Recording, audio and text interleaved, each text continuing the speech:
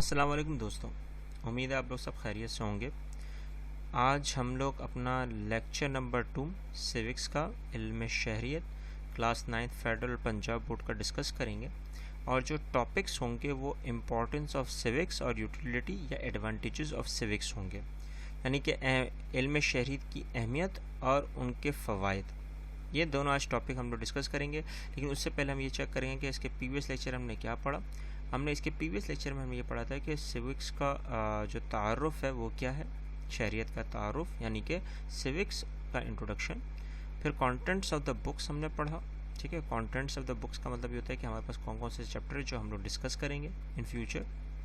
फिर हमने ये देखा कि सिविक्स की डेफिनेशंस क्या है, यानी कि शहरियत, इल्म शहरियत की तारीफ़ें क्या है। और फिर हमने ये डिस्कस किया कि कैरेक्टरिस्टिक्स ऑफ सिविक्स क्या है। कैरेक्टरिस्टिक्स का मतलब होता है नुमाया खुसूसियात, तसव्वुरात, ठीक है, इल्म शहरियत की। आज जो हम लोग ने डिस्कस करना है वो है importance of the civics.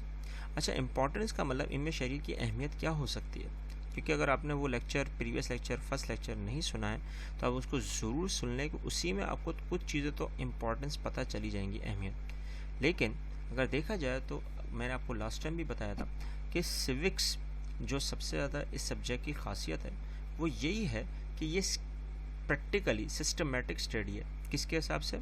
Social science के हिसाब से, और उसको हम प्रैक्टिकल लाइफ में लेकर आते हैं, ठीक है। कोई भी चीज़ थ्योरी नहीं होगी, सारी की सारी प्रैक्टिकल ही होगी। और जब प्रैक्टिकल होगी तो हम इसको इनफरादी लिहाज से भी देखेंगे, इंडिविजुअल भी, और कलेक्टिव यानी कि समाजी, इज्तिमाई लिहाज से भी, ठीक है, दोनों के लिहाज से देंगे। अगर देखा जाए तो सिविक लाइफ जो है वो ज़्यादातर अफेक्ट करती है किसको? इंडिविजुअल को, इनफरादी को। लेकिन देखते हम दोनों लिहाज से, कलेक्टिव भी और इंडिविजुअली। लेकिन हम लोग जो सबसे ज़्यादा ऑब्जर्वेशन हमने जो देखी है वो किस में देखी है? इंडिविजुअल में। वो चाहे सोशल हो, पॉलिटिकल हो, कल्चरल हो, मॉरल हो या रिलीजियस हो। ये लास्ट टाइम भी मैंने बताया था, ठीक है ना। हर फर्द के हिसाब से अपना अपना रुझान बढ़ जाता है। अब उसी रुझान के हिसाब से अगर देखा जाए तो सबसे ज़्यादा अहमियत के हामिल में क्या होती है कि इंडिविजुअल जो होता है वो सिविक लाइफ के हिसाब से डिफरेंट तरीके से अपने एसोसिएट्स और ग्रुप्स बना रहा होता है। हम लोग देखते हैं कि बचपन में हमारे दोस्त कुछ होते हैं, फिर आगे बढ़ते हैं कुछ हो जाते हैं, फिर और मज़ीद आगे बढ़ते हैं ग्रेजुएशन में तो कुछ और हो जाते हैं, यूनिवर्सिटीज़ में कुछ हो जाते हैं। लेकिन हम लोग बैठ के ये डिस्कस कर रहे हैं, हाँ वो मैट्रिक के जो दोस्त थे, हाँ जो 9 के दोस्त थे वो बड़े, तो ये ऐसा एक हमारा तस्वुर बन जाता है। लेकिन होते सब सही हैं, लेकिन हमारे माइंड मेकअप के हिसाब से कहीं ना कहीं, हमारे बिहेवियर के हिसाब से वो चीज़ें तब्दील हो रही होती हैं और वो कहीं ना कहीं प्रैक्टिकल में आ रही होती हैं, ठीक है ना। तो ये भी अच्छी तरह रखिएगा। साइंस ऑफ सिविक्स, अच्छा साइंस ऑफ सिविक्स जो है वो सिंपली क्या होती है कि वो ग्रुप्स या वो इंडिविजुअल्स जो इक्वालिटी बेसिस पर होते हैं, यानी कि देखो यहाँ पर लिखा हुआ भी है कि इक्वालिटी बेस होती है और वो यूनिवर्सली एक्सेप्ट करते हैं किसी के भी राइट्स को, उसूलों को और उनकी जिम्मेदारियों को। इसमें सबसे बड़ी मिसाल आती है पेरेंट्स की और टीचर्स की। अब मैं क्यों कह रहा हूँ? क्योंकि वो कहीं ना कहीं इतने सारे बच्चों को, ठीक है ना, अब इतने सारे बच्चे हैं, ख़ास तौर पे अगर देखा जाए तो टीचर्स की इसलिए मिसाल ज़्यादा दे रहा हूँ कि वो हर एक बच्चे का बिहेवियर को चेक करके उसके हिसाब से उन चीज़ों को डिलीवर कर रही होती है। वो एक पूरा ग्रुप होता है।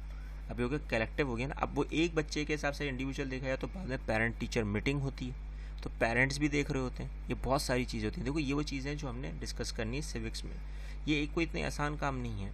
हम लोग उसको साइकोलॉजी में रख देते हैं या सोशोलॉजी में रख देते हैं, ये बिल्कुल डिफरेंट है। ये सब्जेक्ट ही पूरा डिफरेंट है, ठीक है।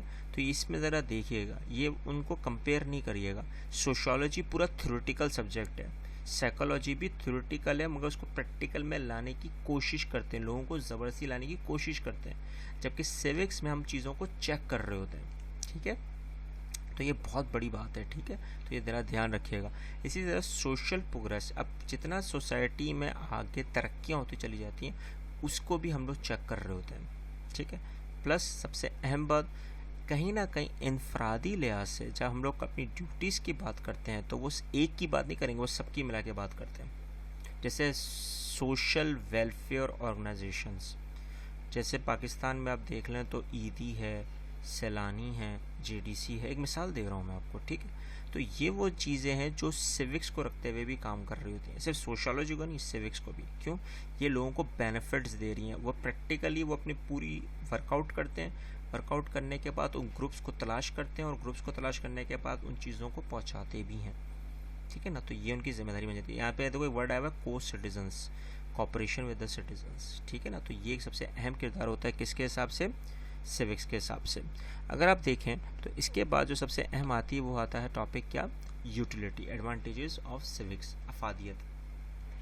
अभी अफादियत क्या है, यूटिलिटी क्या होती है, बेनिफिट, सिंपल, प्रॉफिट, अगर इकोनॉमिक्स देखा जाए प्रॉफिट, एक सोशल लिहाज से देखा जाए तो बेनिफिट, और अगर एक सबसे अहम चीज़ जो एक साइकोलॉजी के हिसाब से होती है वो कहती है सेटिस्फैक्शन, लज्जत। ये एक हम इकोनॉमिक्स पर उठा कर देते हैं, लेकिन ये स्टूडेंट किधर आता है, किस में आता है, जाहिर सी बात है ये आता है सबसे अहम इकोनॉमिक्स में।